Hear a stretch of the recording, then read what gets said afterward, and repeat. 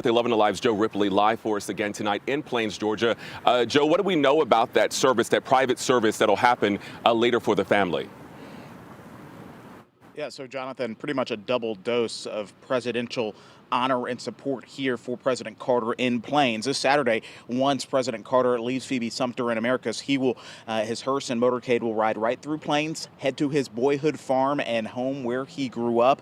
And that's where we understand the National Park Service is saying they will render a salute and ring the historic farm bell 39 times in honor of the 39th president. President Carter will then begin his final journey to Atlanta, then on to Washington, D.C. As you mentioned, back here in Plains, though, preparation is already underway. We saw crews setting up tents and barricades.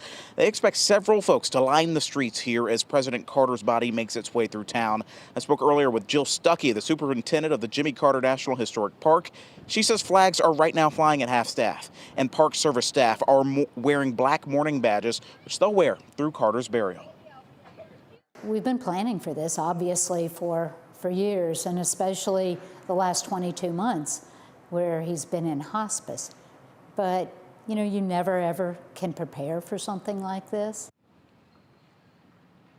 And then next Thursday, President Carter will come back here to Plains for a final service, a private service at Maranatha Baptist Church. That's set for 3:30 on the 9th of January. A private burial will then follow at his residence. That includes a U.S. Navy missing man flyover ceremony because of Carter's service in the Navy.